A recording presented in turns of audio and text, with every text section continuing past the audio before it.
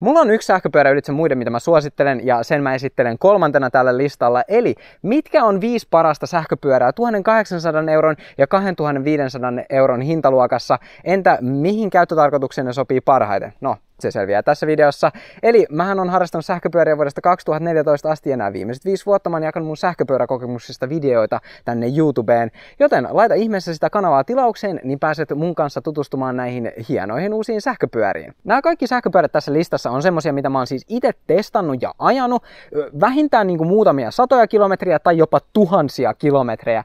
Eli nämä pyörät on lähetetty testiin näiltä valmistajilta tai jälleenmyyjiltä, mutta tämä video siis ei ole tehty yhteistyössä niiden kanssa, vaan mä oon ihan oma-aloitteisesti tehnyt tämän videon ja tää sisältää vain ainoastaan mun omia mielipiteitä ja suosituksia, kuten kaikki muutkin mun videot, koska mä aina säilytän täydet oikeudet sanoa mun rehelliset mielipiteet, eikä nämä valmistajat tai myyjät voi niihin vaikuttaa. Nämä nyt ei ole mitenkään tärkeysjärjestyksessä ja kaikki näihin tuotteisiin löytyy siis nimenomaan linkit ja alennuskoodit videon kuvauksesta, jotka siis nimenomaan samalla tukee tätä kanavan toimintaa. Ja lisäksi multahan löytyy jokaisesta näistä sähköpyörästä esittelyvideo, eli jos sä kiinnostut jostain, niin suuntaa sinne videon kuvaukseen. Aloitetaan heti vähän eksoottisemmalla sähköpyörällä, eli Engve P275 Prolla, joka on varustettu hihnavedolla ja automaattisella vaihteistolla, josta löytyy 3 vaihdetta. Ja se tuo tähän pyörään hyvinkin mielenkiintoista ajotuntumaa. Mä vähän kuvailin sitä silleen, että se on niinku ajatuksen jatke melkein, kun ei enää tarvitse oikeastaan miettiä niitä vaihteiden vaihtoja, ja sähköavustus tukee sun poljentaa, eli jos sä tykkäät vaan olla nimenomaan tien päällä ja nauttia siitä matkan taitosta, niin tässä on todella hyvää sähköpyörää nimenomaan siihen. Tää kaupunki kautta maantiepyöräksi suunniteltu sähköpyörä on varustettu Bafangin M200 keskiömoottorilla, missä on vääntösensori, joten tää tarjoaa luonnollista avustustehoa ja suurimmalla avustuksella tää tarjoaa 570 wattia piikkitehoa. Ottaen huomioon, että tää pyörä kuitenkin rullaa todella hyvin, kiitos näiden pistosuojattujen 27,5 tuumaa sileiden renkaiden, niin toi moottorin antama avustus kyllä auttaa kiihtymään todella tehokkaasti. Ja tällä itse asiassa voi polkea yli sen 25 kilometriä tunnissa, eli sen rajoituksen yli jopa, koska siis se rullaa niin hyvin. Ja tämä pyörä on aika kevyt. Se painaa vain 25 kilogrammaa. Mikä voi sitten ehkä olla kuitenkin yllätyksenä, koska tässä on yllättävän iso akku, koska 36 voltin 19,2 amperitunnin Samsungin kennoista valmistettu akku tuottaa 690 wattituntia akkukapasiteettia. Eli lähemmäs 250 kilometriä toimintasädettä 25 kilometrin keskinopeudella, mikä on kyllä oikeasti aika hurjaa, kun aletaan miettiä, että tässä hinta on 1800 euroa. No, siitä huolimatta, niin tästähän tulee mukana vielä kuitenkin täydelliset kattavat lokasuojat, 25 kilogramman painoa kestävä tarakka, integroitu etuvalo, Tektron hydrauliset levyjarrut, Selle Royalin satula, joka on kiinni hissitolpassa, eli nimenomaan painamalla tuota kytkintä, niin sitten voit nostaa, laskea sitä satulaa ajon aikana, tai myös mahdollisesti, että jos tämä pyörä on perheeskäytössä, niin tätä voi sitten käyttää eri pituiset kuskit. Pikainen maininta muuten tähän väliin, eli BuyBest-kierillä on siis menossa tällä hetkellä isot kevätalennukset, joten siis monet tämän videon sähköpyöristä on saatavilla alennettuun hintaan tämän viikon loppuun saakka. 2400 euron hintaluokkaan Lankeleysi RX800 Plus pääsee tänne listalle tämän jousituksensa ansiosta. Eli tuosta täysjousitusta pyörästä löytyy DNM38 RC keskijousitus, joka tarjoilee mun mielestä tässä hintaluokassa ehkä parasta ajomukavuutta nimenomaan päivittäisiin ajoihin. Tästä pyörästä löytyy myös säädettävä jousitus, jotta sä voit asettaa sen just sulle sopivaksi ja nimenomaan vähän mallaamaan sitä, että millaista käyttöä sä sillä pyörällä teet. Tuossa on matala-astuin runko, joka tekee tuosta aika mielenkiintoisen näköisen, ja noi värivaihtoehdot on kyllä tosi tyylikkäitä. Ja toi maali on niinku syvä, kirkas, ja sitten noi värisiirtymät on tosi tyylikkäitä. Ja tässä on niinku tommonen pysyvä, kiiltävä pinta, mikä saa ton pyörän näyttämään uudelta varmasti niinku vuosia. Ja 48 voltin 20 amperitunnin akku, joka on tehty Samsungin 21700 kennoilla, tuottaa 936 wattituntia akkukapasiteettia ja sillä voisi ajaa jopa yli 90 kilometrin lenkkejä polinavustuksella 25 kilometriä tunnissa. Ja metsässäkin möyriminen itse asiassa tällä on tosi hauskaa, nimittäin siinä on kaasukahva ja 1000 wattin moottori ja sieltä tulee 80 Nm vääntöä. 180 mm hydrauliset levyjärjet Dyslandilta varmistaa sen, että se pyörä pysähtyy tehokkaasti ja 20 tuuman 4 tuumaa leveät renkaat on paritettu Kendan kumeilla, jotka siis puolestaan tarjoilee hyvää pitoa hiekalla ja ehkä vähän mutaisemmillakin reiteillä. Tämä pyörän koko, mä sanoisin, että se on parhaimmillaan 172-178 cm kuskeille, mutta se, mistä mä erityisesti tässä pyörässä tykkään, niin on tämä helppous. Siis nimenomaan tämän pienensä koon ansiosta tämä tuntuu tosi helposti hallittavalta pyörältä, ja kun tuo jousitus ottaa kaikki iskut vastaan, niin se on tosi mukava ajaa. Ja mun mielestä se kannustaa nimenomaan ajaa enemmän ja pidemmälle, ja se on ehkä mulle tiivistettynä jopa, että miksi mä tykkään sähköpyöristä ylipäätään. Ja kun tää on ihan täysin valmis paketti, koska siis tulee noi integroitu etuvalo, takavalo, ja siis ne ottaa suoraan sieltä virtansa akulta. Ja siinä on vankka jalka, kestävä leveä tarakka, mihin saa sivulaukut ja korit asennettua. Siinä on niin aika lailla kaikki mukana. Sitten mun ehdoton ykkössuosikki, eli Lankeleisi MG600 Plus. No, eli mikä tässä nyt sähköpyörässä on niin ihmeellistä, mikä tekee tästä niin ylitse muiden tässä hintaluokassa? Niin okei, karvan verran alle 2000 euron hintaluokkaan tämä sähköpyörä tarjoilee meille vääntösensoria, joka tarjoaa luonnollista poljinavustusta ja 48 voltin 20 ampperitunnin akulla, joka on tehty Samsung kennoista, tarjoilee sen 936 wattituntia akkukapasiteettia. Ja tällä voisi päästä periaatteessa yli 100 kilometrin lenkkejä tekemään, mutta tässä on pieni kaviaatti. Eli vaihteiston takia tämä tosiaan ei sovellu mun mielestä kovin tekniseen maastoon tai semmoiseen todella hitaaseen metsässä möyrimiseen. Parhaimmillaan tämä pyörä on, kun sillä ajetaan yli 15 kilometriä tunnissa, joten nimenomaan tuommoiset hyvin rullaavat metsäpolut ja kaikki kaupunki- ja maantieympäristö on sille paras koti. Toki siellä on myös se kaasukahva, eli jos sä haluat vähän päästä myös metsään ajelemaan, niin sillä myös voi sitten vähän kompensoida sitä vaihteiston puutteellisuutta. Matala astuinrunko soveltuu aika lailla itse asiassa kaikille mahdollisille kuskeille ja lisäksi siinä on säädettävä stemmi. Oman ajoasennon löytäminen pitäisi olla aika helppoa ja tämä pitäisi soveltua mun mielestä ehkä perheeseen niin kuin semmoisen yleiskäyttösähköpyöräksi, mitä kaikki vois päästä käyttämään. Nimittäin tämä soveltuu todella erikokoisille kuskeille, 165-185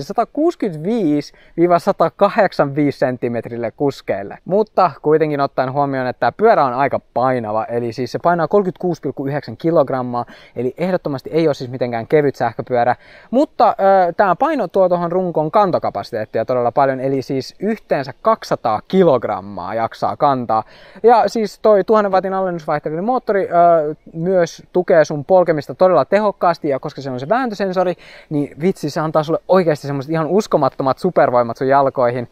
Ja se tekee mun mielestä tosta pyöräilystä tosi nautinnollista, ja kun sillä ei tarvitse ylämäkiä hikoilla, ja ei silloin se pyörän painokaan itse asiassa enää haittaa, kun se moottori kompensoi sen niin hyvin. Mutta jos sä haluat nimenomaan näytöstä säätää sitä huippunopeutta, niin tämä kulkee jopa 45 kilometriä tunnissa, mutta silloinhan se ei tosiaan ole tieliikennekelpoinen tai todellakaan laillinen. Niin, ja mukana tulee siis tosiaan täyskattavat lokasuojat, integroitu etuvalo, integroitu takavalo, ne ottaa suoraan virtansa sieltä akulta, jykevä tarakka, mihin voisi nimenomaan laittaa noin sivulaukut, siinä on 50 kilogrammaa kantokapasiteettia, ja eli periaatteessa tällä voisi ajaa 150-kilogrammainen kuski, joka samaan aikaan kuljettaa 50 kilogrammaa tavaraa.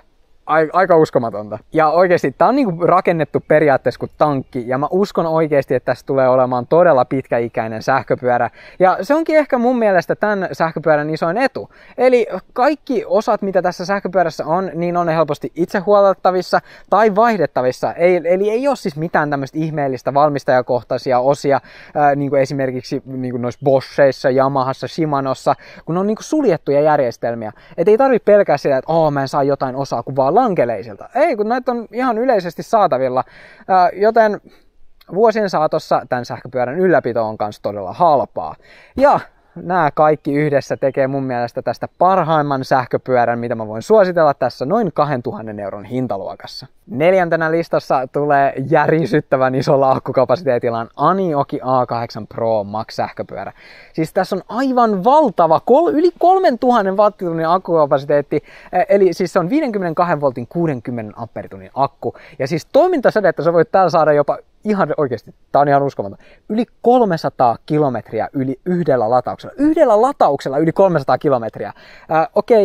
Se on niinku 25 kilometriä tunnissa keskinopeudella, mutta mihin ihmeen käyttötarkoituksen tämmönen siis oikein on? No, mähän on itse asiassa ajanut omallani jo yli 2000 kilometriä. Eli pääsääntöisesti mä oon ajellut sillä nimenomaan noita pitkiä matkoja. Eli itse asiassa tää toimii mun auton korvikkeena. Ja tästä autottomuuselämästä on itse asiassa tuossa video, joten laita kanavatilauksen, nyt missaa sitä. Ja mä oon tällä siis kuljettanut oikeasti vaikka ja mitä tavaraa. Mulla on nimenomaan ollut sivulaukut mukana aina tässä. Että siellä on mukana laturi, sadevaatteet, kiristysliinoja, mustekaloja ja kaikkea muuta semmoista niinku rengaspaikkaussettiä. Mutta iso akkukapasiteetti on mahdollistanut sen, että mä oon voinut kuljettaa tällä eristevillapaketteja ja vähän koomisesti myös siis niinku toista sähköpyörää ja sähköpotkulautapaketteja, siirrettävää ilmalämpöpumppua ja nimenomaan hyvin pitkiä matkoja. Eli mä toin sen eristevillapaketinkin tänne Lappeenrantiin 100 kilometrin päästä, siis ihan oikeesti. Millä sähköpyörällä pystyy tekemään tommosta? Eli siis toi Tarakalla niin kun yli 50 kilogrammaa ei niin kun tunnu yhtään missään tällä pyörällä. Ja mä aika lailla sanoisin, että melkein mitä enemmän tavaraa tuossa pyörällä on päällä, niin sen mukavempaa silloin ajaa. No, tämähän nyt on se, että eihän painavan tavarinen siirtäminen olisi mahdollista ilman tehokasta moottoria. Eli tässä on 1000 wattin alennusvaihteellinen moottori, joka tuottaa noin 1400 wattia piikkitehoa ja tuottaa 100 newtonmetriä vääntöä, joten ei oikeasti tule siis mitään ylämäkiä vastaan, mille ei niin kuin painavemmallakaan kuljetuksella pitäisi päästä ylös. Mutta tässä sähköpyörässä on yksi ominaisuus, mikä tekee tästä aivan huipun, ja sen takia mä oon ajanutkin täällä niin paljon, ja se on vakionopeuden säädin. Eli pitkien matkojen taittaminen on todella mukavaa, siis sun ei tarvitse polkea, pitää kaasukahvasta kiinni, siis sä voit vaan oikeasti helposti istua tuossa banaanipenkin päällä, ja nimenomaan sen ansiosta niin sä pystyt tosi helposti vaihtamaan sitä asentoa. Samalla se penkki itse asiassa tekee tästä pyörästä soveltuvan tosi moni eri kokoisille kuskeille. Eli mä sanoisin, että tää sopii jopa 170-185 senttimetrisille kuskeille. Ja se ajoasento on tommonen rento, selkä suorassa oleva, mutta tää ehdottomasti saa multa todella vahvan suosituksen. Ja tähän 2000 euron hintaluokkaan, niin ei tätä isompaa akkukapasiteettia edes saa mistään muualta. Viimeisenä tällä listalla tulee Ducaway Silvertip 8 täysijoitettu sähköpyörä, eli tämän listan toinen 52 voltin akulla varustettu sähköpyörä. Akusta siis tulee noin 20 amperituntia, sehän on myös tehty noilla Samsungin kennoilla, joten siis kokonaiskapasiteettiahan tässä on noin 1000 wattituntia eli 1 kilowattitunti. Ja toimintasädettä tällä sä voit saada jopa yli 110 kilometriä, kun sä poljet niinku tuommoista 25 kilometrin keskinopeutta. Tämän pyörän etuna on toi 52 voltin järjestelmä, ja se tarjoaa niinku tuosta 1000 wattin moottorista vielä nimenomaan ekstra piikkitehoa ja vääntöä, eli 89 newtonmetriä vääntöä tulee suoraan renkaasta. Eli jos sä tykkäät ajalla vähän kovempia vauhteja, niin tästä pyörästähän saa tosiaan sieltä asetuksista muutettua sen huippunopeuden, ja silloin se kulkee jopa yli 50 kilometriä tunnissa. Huhujen mukaan tämä pyörä on kulkenut mun alla 55 kilometriä tunnissa, mutta mä en myönnä tai kielläkään yhtään mitään. Mutta säädettävä etujousitus on helppo säätää nimenomaan sopivaksi just sun omalle painolle. Eli tuossa keskijousituksessa voi sillä ilman paineella säätää, mutta se ei tarjoa niinku läheskään samanlaisia säätömahdollisuuksia, mitä aikaisemmin mainittu RX800 Plus tarjoaa. Mutta kun jousitus on sopiva, niin näillä 26 tuuman kokoisella 4 tuumaa leveällä renkailla on todella mukavaa ajaa vähän epätasaisimmillakin maastoilla. Tuon kaasukahvan ansiosta itse asiassa täällä pääsee ajelemaan paljon haastavempaa maastoa, mitä mä olin ehkä alun perin osannut ajatellakaan.